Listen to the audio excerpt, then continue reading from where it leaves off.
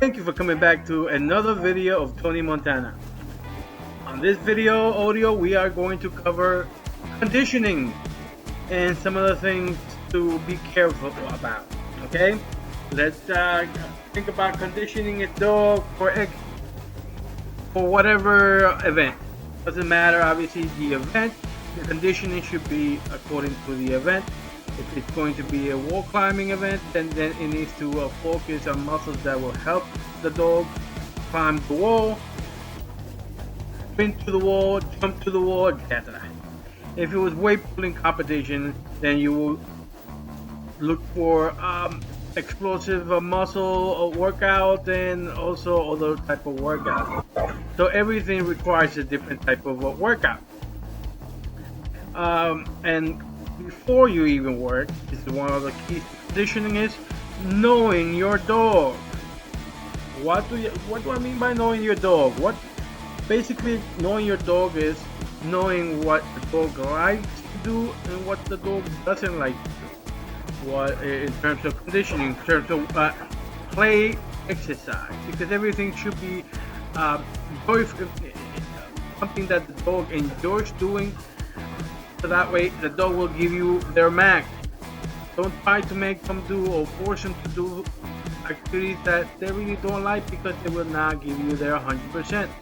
And in conditioning a dog, you should be targeting hitting that 100%, as close to 100% as you can at the end of the conditioning program.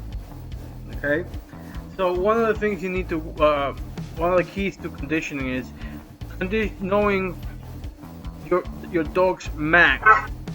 What's your max? What's the max the dog can do before it becomes, I guess, stale, or stale, or obviously before injury or anything similar.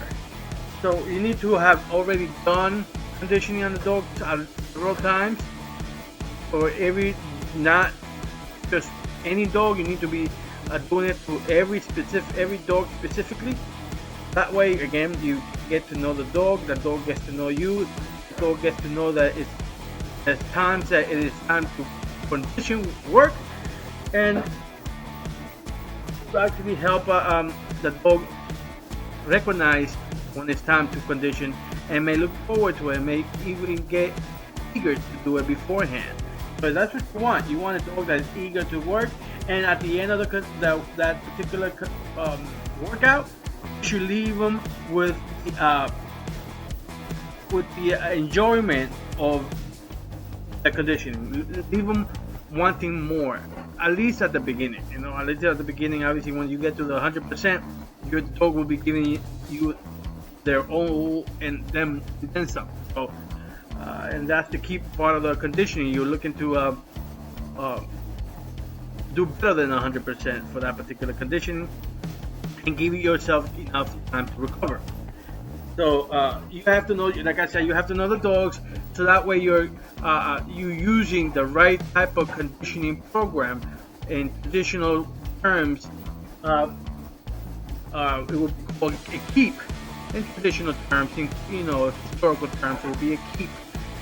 So basically, it's a conditioning program. You need to have done it yourself before, not you to yourself, but at least with other dogs, or if not, you should have someone looking over you, making sure you're doing what you need to be doing. A lot of times when you do conditioning for the first time, or not used to doing conditioning, you will slack off. You'll say this or that. You only realize were important when when the dog is needing that extra, and it doesn't have it because you tried a shortcut, or didn't do the whole 100% step-by-step instructions of the keep or the conditioning program. So you're bringing a dog that is not 100% conditioned. One of the mistakes people do here is I'm not going to make the weight because I had a lazy, or I didn't know how to condition him well enough bring him at the lowest weight that is his best weight. Okay, people just think, let me just bring him down, and don't think of you may be losing strength, wind, endurance when you're lowering a dog down to too light. So that's another, again, going back to knowing your dog, having done the conditioning for your dog before, so you know what's peak conditioning, how he reacts at his peak when you're doing all kinds of exercises that are, focused on a certain type of result.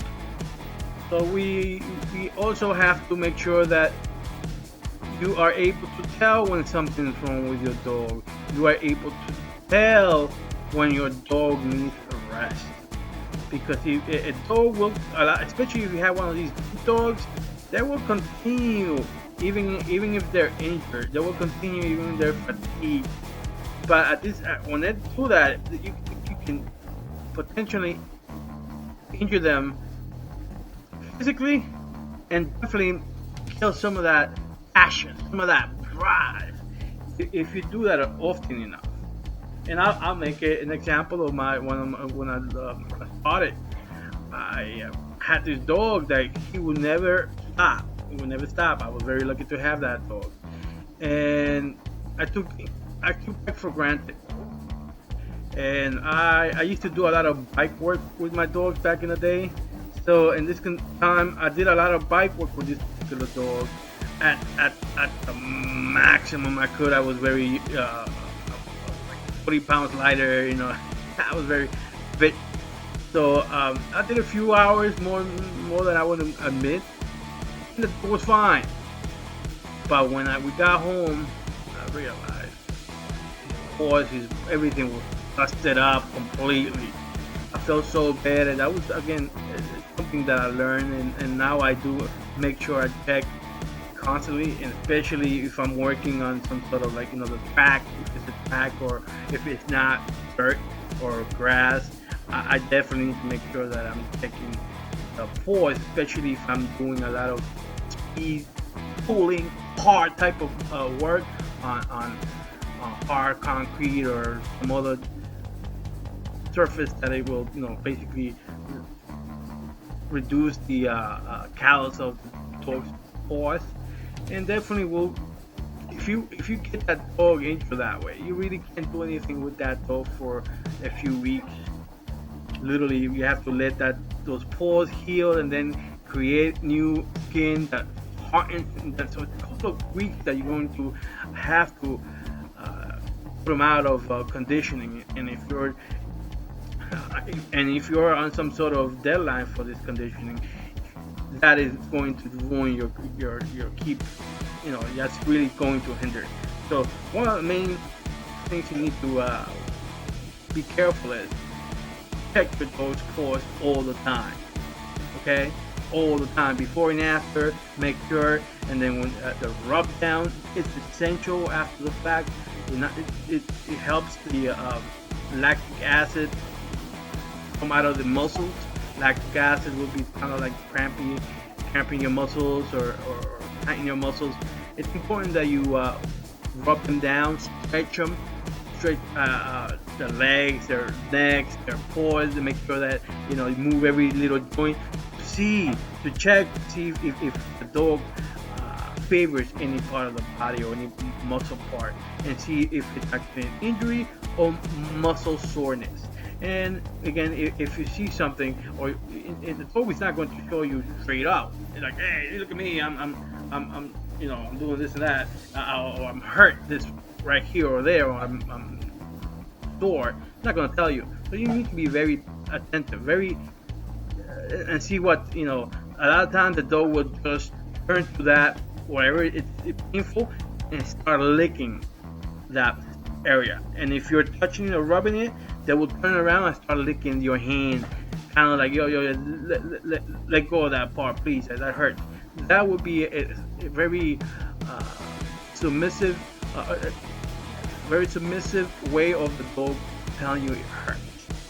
Okay, and you won't know if you're not paying attention to that what you mean. and like, oh, right there, what you're doing, it hurts, please stop, and then lick your hand. And if you weren't touching it and it hurt, it might be licking it, that area directly. So another thing for conditioning is, I know I'm trying to put in the video. Hopefully I did it correctly. So this audio is in conjunction with the video of my dog just running the mill. I'm not doing any type of conditioning. I'm not looking to do anything other than just put him on the mill for him to just burn some energy and let him, do whatever he wants to do. So in the video, you just see him just free running.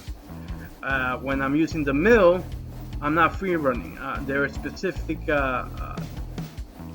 number of minutes, for example, that I make sure the dog is running all out, 100% of him, whatever that dog is doing, 100%.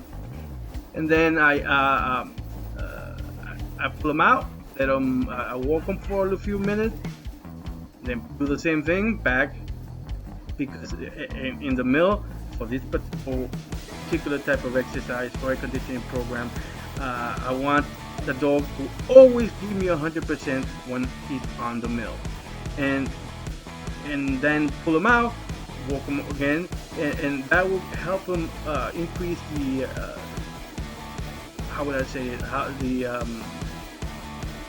the body processes the lactic acid, and it will also help recoup faster. The heart, the body will be able to recuperate faster to do it again and again and again and again and again, and then it will need less and less time to do whatever it was doing, burst of energies, because a lot of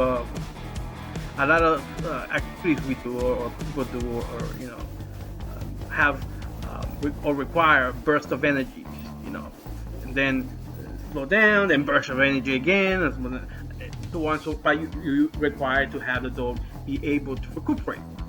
And so in a way to do this would be, as I explained, instead of just letting the dog just run, however the dog wants, make sure that it's 2 minutes, then pull them out, a few minutes to walk around, and go back and do it again for a couple of sets. You determine the sets. I'm not going to tell you how many. It will be going to be between you and the dog. Again, it's going to be between you learning the dog and seeing their limits. Hopefully, if you condition your dog throughout the year and through the years, the dog will be stronger, faster, more endurance, without being in a keep, because it's going to be always in a pre-keep environment, so to speak. So you also, obviously, I'm just talking about conditioning, but I'm obviously conditioning requires food, plenty of fat, animal fat, protein. Will be my, aside from other things, but you definitely gotta increase the fat and the protein for the dog. Obviously, there's other things you need to do increase.